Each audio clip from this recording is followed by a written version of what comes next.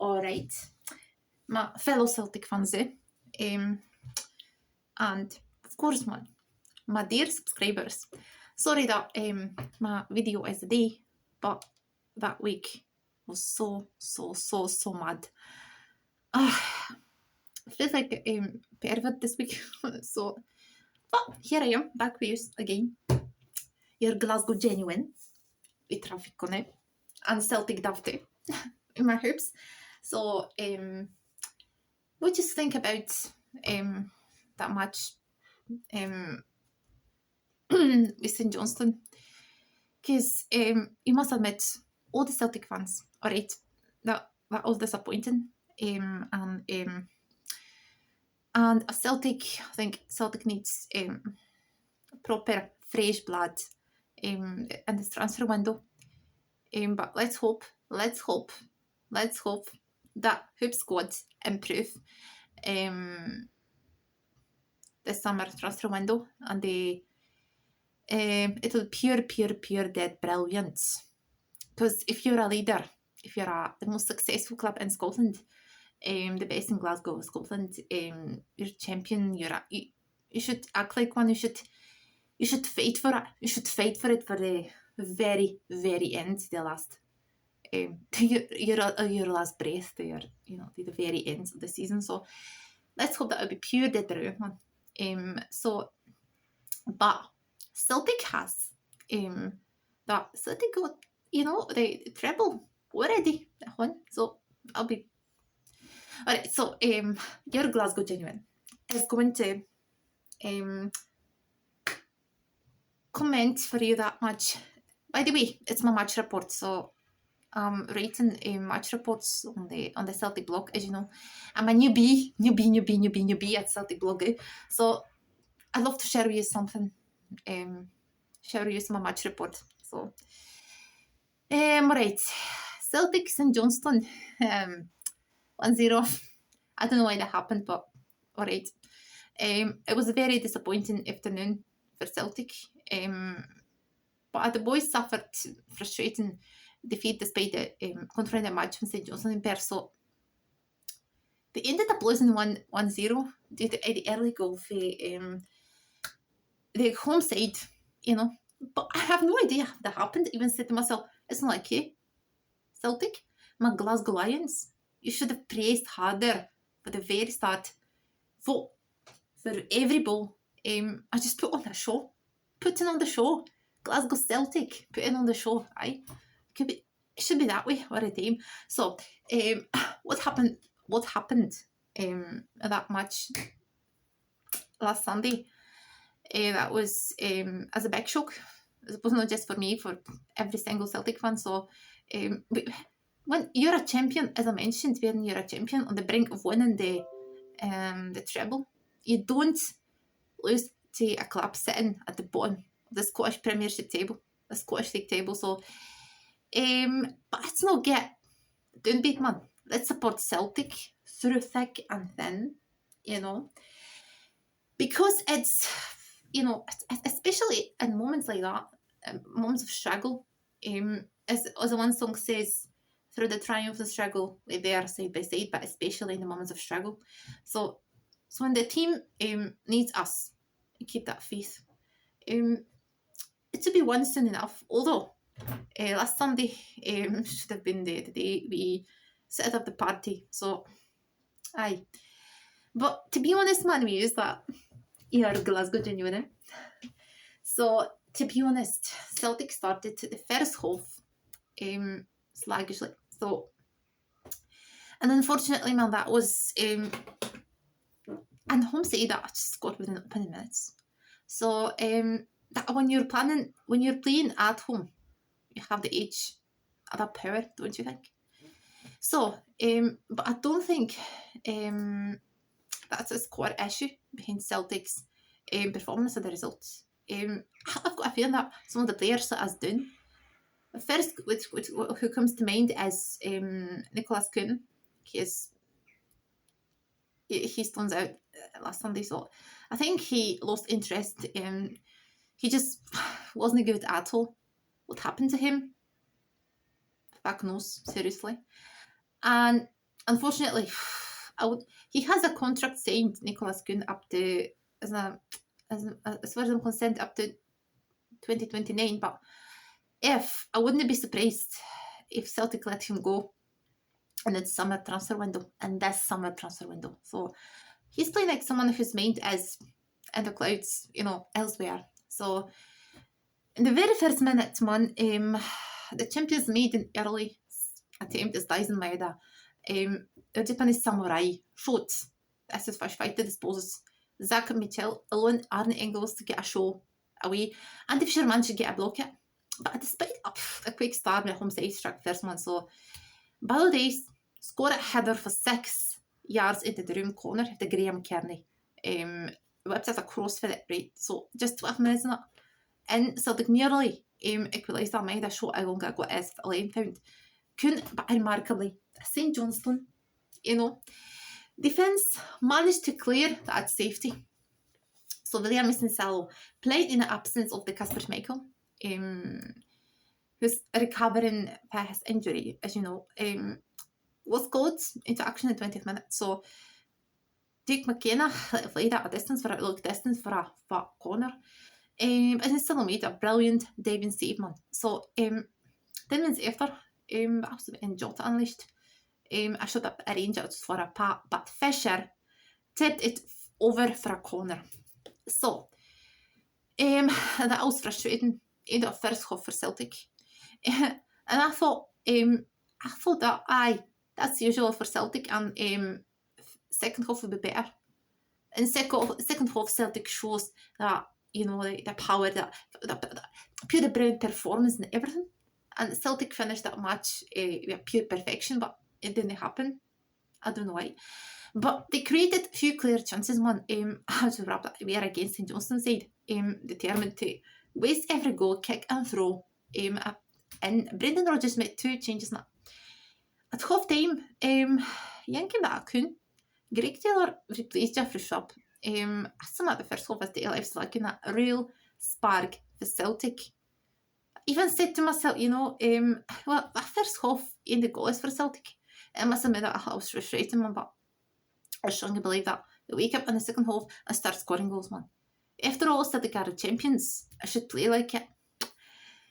So, the second half started much better, much better, Zig came out fighting, bracing harder and trying to get a goal in at 55th minute. Angus found Hatate, and box minute the keeper started, but at his post.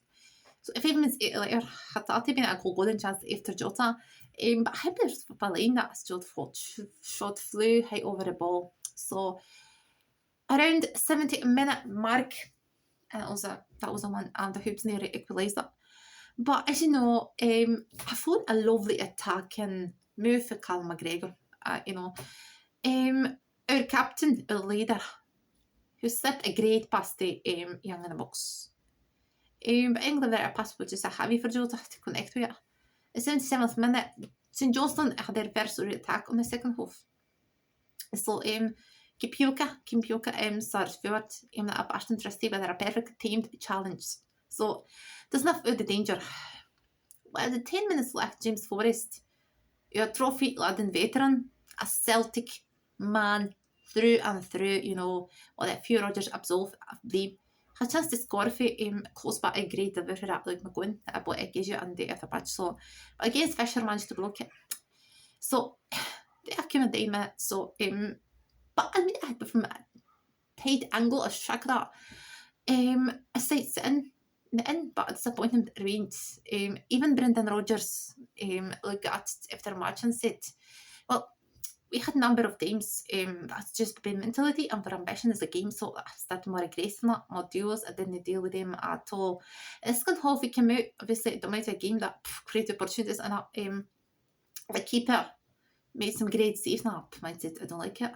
I don't like it. This is in everyone. I have to look at that as a team. Everything I've done has always been collecting that adversity on me. So I need to think about my teaching, my inspiration, my motivation. That I'm doing the right things to get them to that point. So first, I look at myself. The squad have shown great mental strength. of course that season, but have like ambition in games. Especially the day, there's no excuse, man. Especially last Sunday, I'm saying that last Sunday. There was no excuse, man. You have 3 sides of ground to fill. And we are on sports pushing, you win. But I'd admit it's something that I have to look at. Expectation versus underdog. So everyone can play as an underdog, but when you're a Celtic player, you have to deal with both. You've got to be underdog in the Champions League if you don't hand be in the top team domestically. So that so disappointed me last Sunday. So I have to say, man, agree with the gaffer, 100%, man, 100%. Because if you're a champion, if you're on the brink, on the verge of getting another treble, historic treble, another Champions title, you should play like one. You should fight for it. You should show that power, mentality, complacency, great, pure dead brown performance. Fight for every goal, push harder, man, to the very end. I just agree with the gaffer 100%, and I think that this transfer window, this summer transfer window will be an answer, and it will show that the upper management of Celtic, board of Celtic will agree with Brendan Rodgers, but I wish they agree with him. That they just start to respect his decisions, his choices, not because it couldn't be that way. So any longer, Celtic should come back stronger next season, and I'd love to see them winning another Champions title, alright? So Celtic needs some fresh thinking for the man on the touchline. I thought he says that I take some responsibility, man, for the last Sunday, but he's right, man. He should, and he's just a good manager not to know it. To sum it up, man, that was a bad day. Obviously Brendan Rodgers and the boys were in a gap all for it. In the league match against Kilmarnock and Celtic Park this Saturday, but I will no longer be a league decider. I really need to win it. So come on, my boys in green, man. Come on, my Glasgow Lions. Show everyone who the real champions are, why we are heading for the title, and why we deserve to win it. And show me more than you were last Sunday. Celtic are still on the road to another league title and a treble, and that's still what matters most. Fingers crossed. Come on, you boys in green, one. Come on, you boys in green. Come on, my Glasgow Lions. Just win it. Whoa. Alright, so as I mentioned, that it's fingers crossed for my Glasgow Lions, and I hope that will be pure brilliant. Alright. Now, I need to, as usual, I'd love to renew my invitation if you didn't, I forgot shit, seriously. If you didn't read my articles just yet, I'd love to introduce myself, and just, I'm a newbie at Celtic blog, so kind of Celtic blogger, and I'm going to thrive. I'm going to develop because this is my passion, I'm going to thrive. I'm going to develop in this field, that area, so writing about Celtic. So if you haven't just read my articles yet, please do. Strongly recommended to you. Alright, so I'm going to talk about Glasgow Georgian architectural treasures. So we gander with your Glasgow genuine. We traffic around Glasgow's Georgian architectural treasures. We gander around Glasgow, Glasgow's Victorian charm. Georgian charm. Sorry.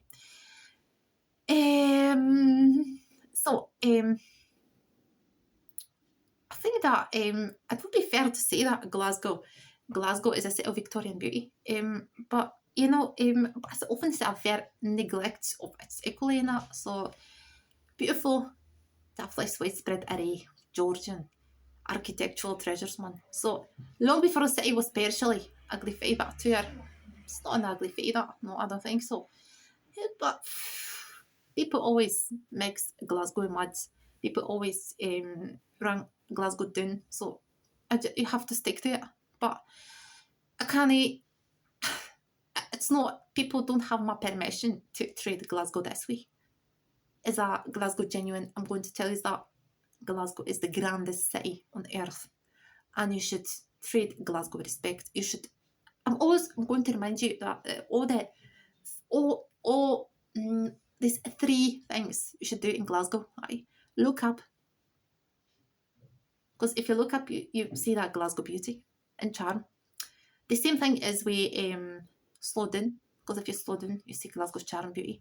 You discover Glasgow more. You know every Glasgow secret. And look around you. Just stop for a wee while. Look at the charms of Glasgow, you know, because if you slow down, if you look up, Glasgow reveals her charms and that beauty hidden. Because the beauty of Glasgow is not obvious. You have to look up and slow down to experience that. And me as Glasgow genuine, that's my advice for you. I'm going to remind it through all my videos, alright? So let's continue. As we well known for it, Georgian was Victorian architecture, right? One poet said that Glasgow is the most beautiful Victorian city once. It was around 1880s. Yeah, it made motorway. We just cut through the middle of Anderston as well, through Glasgow. So they go for an advantage, I mean. So that's very exasperated motorists and that. So navigating road signage and congestion tip left to flyovers. So it gives you a better city on our side. So moreover, if you take a time to cast your eye around it, so there's a plenty of dispersed Georgian treasures hidden in the arms of Glasgow, you know.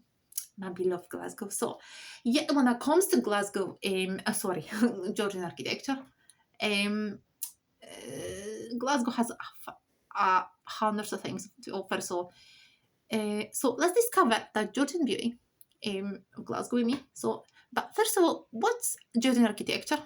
What's the history of Georgian architecture? So, what characterizes Victorian architecture? So, let me tell you is that. But before getting out the list of Glasgow's Georgian architectural treasures, let me explain it to you is that what the Georgian architecture presents. So, what's that? Georgian period is the period just before the Victorian. So, it doesn't refer to just one King George man, but in fact a successive King Georges. The period spans the year around 1714 and 1837, but encompassing the reigns of Hanoverian King George and that. So that's through the George IV.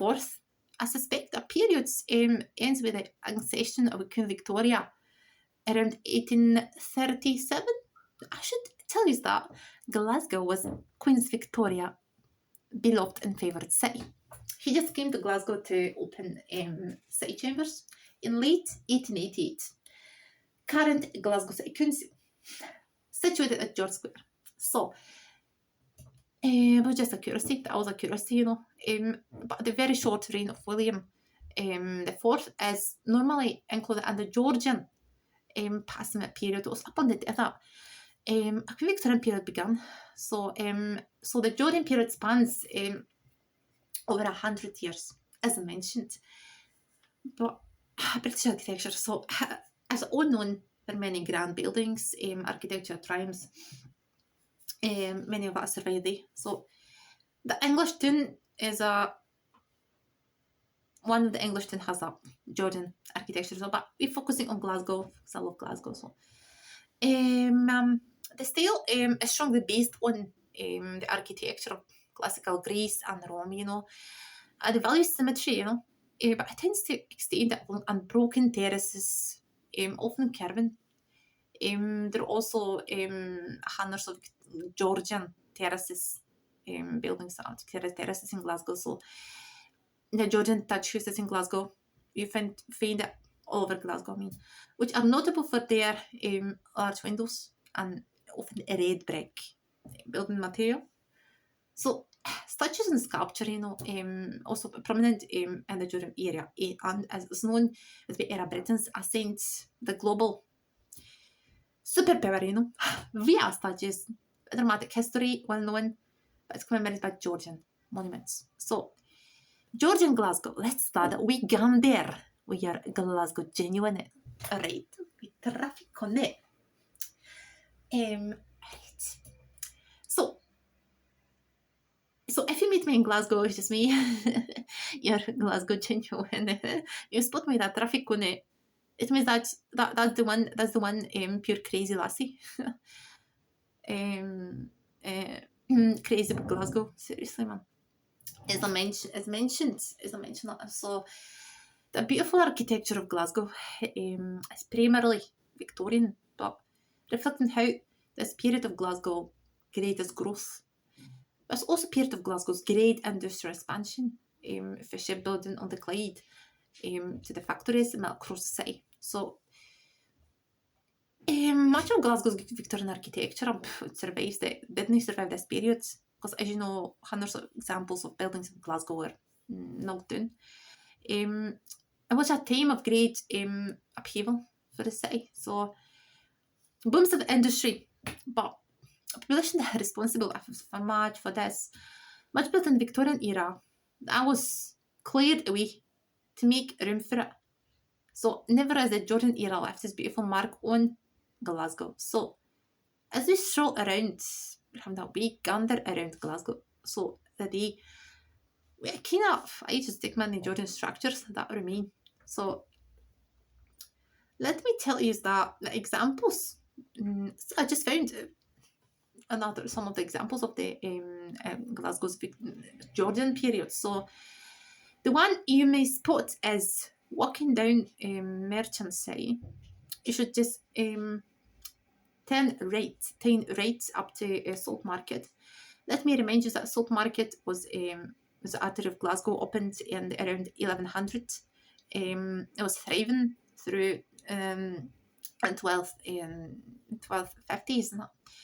But Salt Market is a name for walkers. It was earlier known as Walkergate because of walkers selling salt, but later on, around 1650s, was renamed as Salt Market or Market for Salt. All right. So, but if you're going down for the Salt Market, continue going down that. On your left is St Andrew's in a Square Church, and that church was started building that church around 1739 and finished around 1756. It's astonishing church, man, designed by architect Alan Dreghorn, and it was based on St Martin and the Field Church in London. But I believe that hundreds of people believe that after Glasgow Cathedral, it's the most beautiful church as it is in the city, located in the Salt Market district, close to Glasgow Green. It's a remarkable one. Building set in a beautiful and also Georgian square, because it's Georgian style square, surrounded by grand terrace houses. So Trades Hall, Trades Hall is, as I mentioned, Trades Hall is built in a Georgian style, but Trades Hall, once Trades House, was once serving as a Glasgow City Council. So it was built by Robert Adam around 1791-94 in that period. But I'd say that was the only building in Glasgow which served its original purpose. Because let me remind you that Trades House of Glasgow, is situated in Merchant City, so in the very heart of Glasgow. So it's the most important building, because as I mentioned, it was serving as a Glasgow City Council once. The day designed and built, as I mentioned, around 1791-4, but serves till the day. That's the curiosity. The Trades Hall serves its original purpose till the day. So it's one of Scotland's most famous architects. Trades Hall was built to serve as a public hall and meeting place for the city's trades house and 14 incorporated craftsmanship. So that's original purpose, 14 incorporated crafts. So building trades house serves its original purpose till the day. So the day is the day is where you're planning an exhibition or your wedding or conference dinner, an amazing trades hall, a unique, prestigious setting with that impressive facilities and so.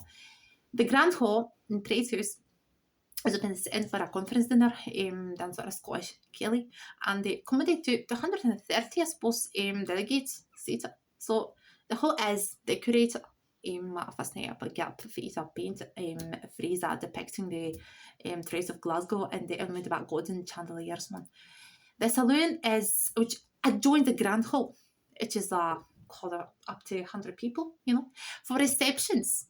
So 30-60 for dinners, making it deal for you. I've been in drinks. The reception is a breakout room. The saloon features mahogany panel walls inscribed with gilt lettering, stained glass windows, baroque electroliers, Adam fireplace, ideal. As a background for memorable photography. The north-south galleries located on the top floor Trades Hall, which is two new additions that suite in a higher up venue. So these freshly refurbished conference rooms, Mr. Robert Adams Dale, are ideal of presentations, at press releases, company meetings and training sessions. Be free to knock and someone will show you around. Use a weekender. So the Nelson Monument you can find in Glasgow Green. So it's situated in Glasgow Green. But most Glaswegians, as you know, as well be aware of Nelson. It's in Georgian style. That Nelson Monument. Most Glaswegians are well aware of the Nelson Monument, But in this is a park in the East End. Founded, let me remind you, around 1450s, is a gift for Glaswegians, people of Glasgow. So this monument commemorates the British naval hero, Vice Admiral Horatio Nelson. So who died in the Battle of Trafalgar. That was not Isn't or net classical column like other. This was columns.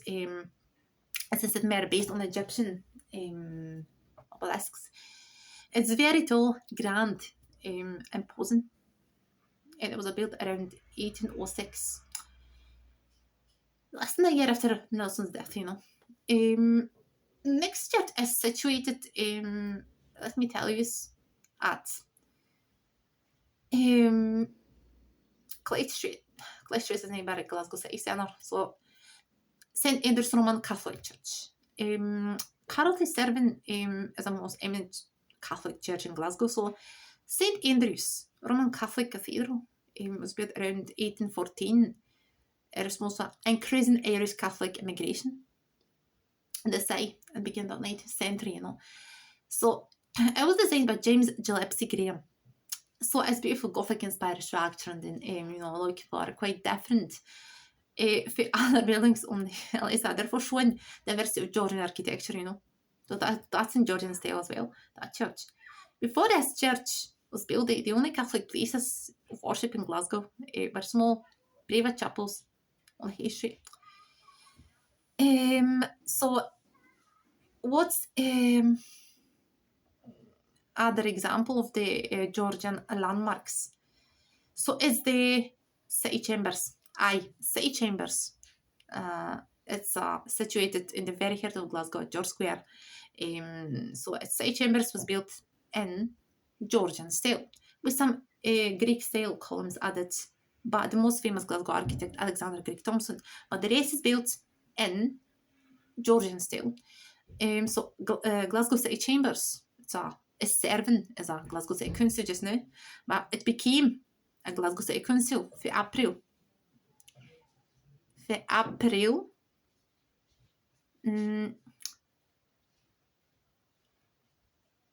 My memory is seriously. But let me remind you that it was built around 1880. That stone was put around 1882. That was built in 1886, opened by Queen Victoria around 1888. But that was Glasgow City Council moved the city chambers in April 1960s. So, as I mentioned, it's built in Georgian style. It's pure brilliance. So it's open to the public, and it's open to the public, so you can just go in there, just see that. So that's pure brilliant place, man. Pure dead brilliant. As a Glasgow genuine, I can confirm it, I'd approve it. So the next Royal Georgian style architecture is a Royal Crescent, is a notable street in Glasgow. So that was characterized by distinctive architecture, historical significance. So that was situated in the west end of the city. So the area is renowned as an elegant Georgian style, man. Appears terrace houses as a Royal Crescent like that. The more famous counterpart in Bath. So plan is sweeping crescent shape that provides a striking streetscape. Designed by a renowned architect, Alexander Taylor. So it's built between 1839 and 49. So Royal Crescent in Glasgow reflects the city's prosperity during the Industrial Revolution, a period when Glasgow was expanding rapidly, And there was a demand for high-quality housing, a wealthy, for the people, upper middle class, citizens. So the architecture of Royal Crescent is testament to the Georgian style, because it's built in Georgian style, It carries about symmetry and proportion, and often decorated with classical details. So as you know, it's located nearby Killingrove Art Gallery, as you know, the Killingrove Park in Glasgow Uni. So as you know, Georgian style. Let me tell you this now. In my traffic connect. What's the idea? What's the idea of putting traffic cone? Putting Glasgow. The Glasgow put in traffic cone was the tradition how it started. So why traffic cone became the Glasgow symbol and brand mark, So let me remind you that there is a statue, as you know, standing at the Goma Gallery of Modern Arts. Once it was a merchant house, the Gallery of Modern Arts, as you know.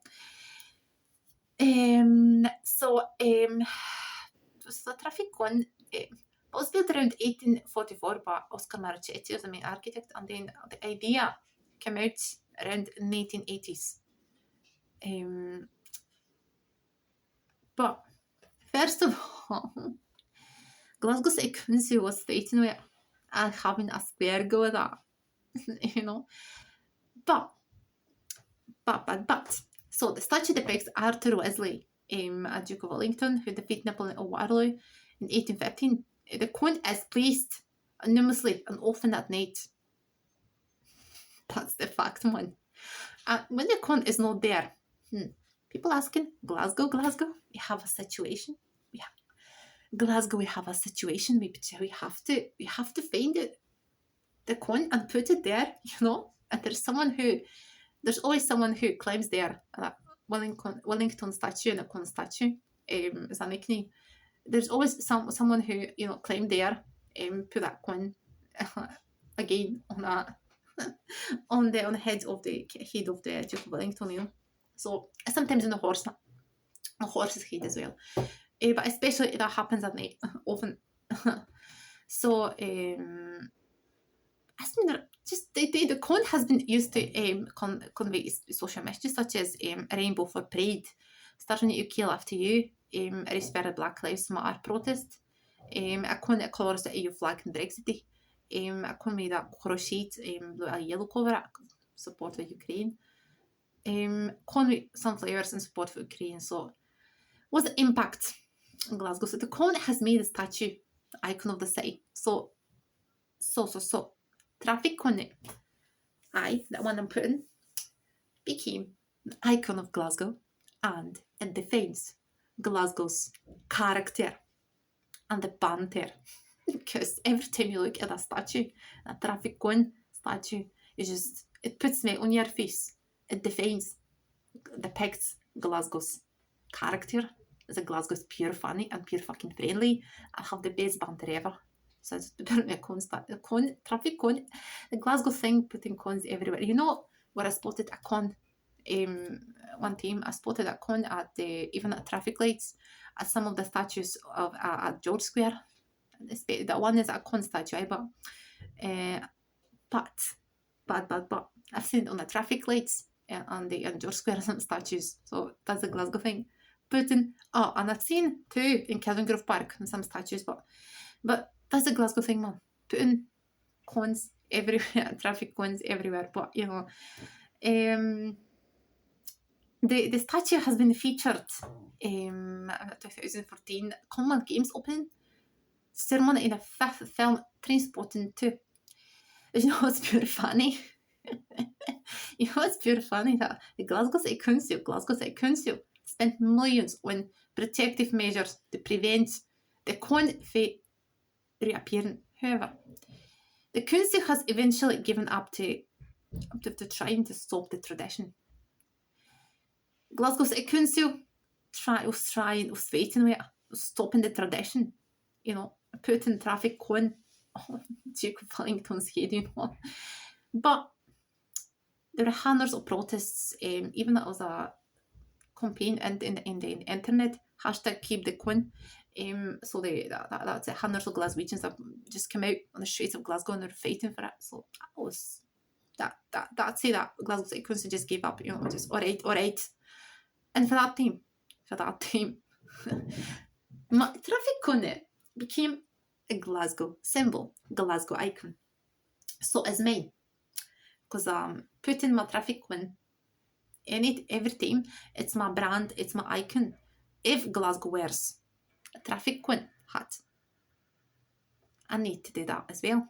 As a Glasgow genuine and Glasgow lover. So that's the So you know what happened today? My ETA was being approved. So I'm coming to Glasgow, and nothing will stop me. Trust me, nothing will stop me. In just 5 weeks' time, I can't wait, man.